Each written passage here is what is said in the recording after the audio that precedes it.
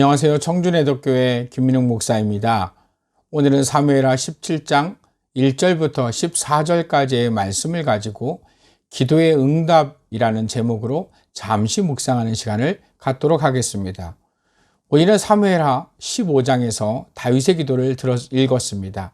31절을 보면 어떤 사람이 다윗에게 알리되 압살롬과 함께 모반한 자들 가운데 아히도벨이 있나이다 하니 다윗이 이르되 여호와여 원하옵건대 아히도벨의 모략을 어리석게 하옵소서 하니라 라고 다윗은 기도하고 있습니다.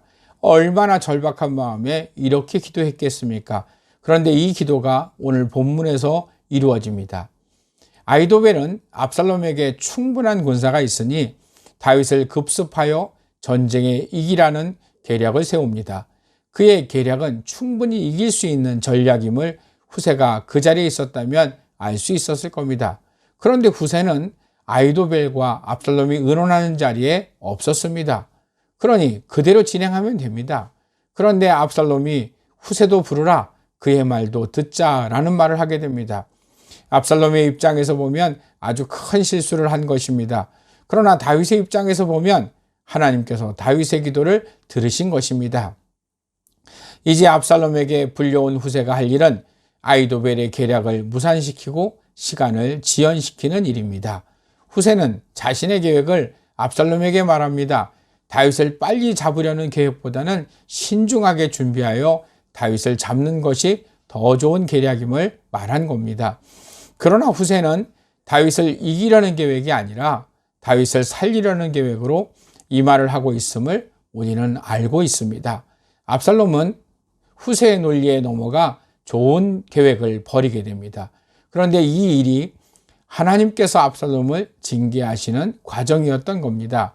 그리고 다윗의 입장에서는 아히도벨이 압살롬과 함께 있을 때 기도했던 제목이 응답된 것입니다. 우리는 압살롬의 행동을 이해할 수 없습니다. 그런데 이 모든 일은 하나님께서 개입하신 일이었던 겁니다.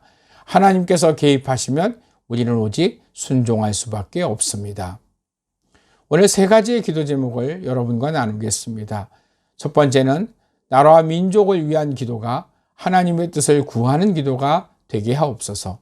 두 번째는 내 자녀들이 하나님의 음성에 귀를 기울이게 하옵소서.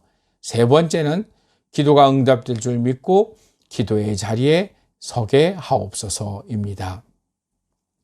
내 계획을 이루어 주시는 분은 하나님이십니다. 그런데 내 계획을 막으시는 분도 하나님이십니다. 우리는 내 계획을 수립하기 전에 기도합니까? 아니면 내 계획이 막히면 기도합니까? 하나님 앞에 계획을 세우기 전에 기도하는 자리에 서시기를 주의 이름으로 축원합니다.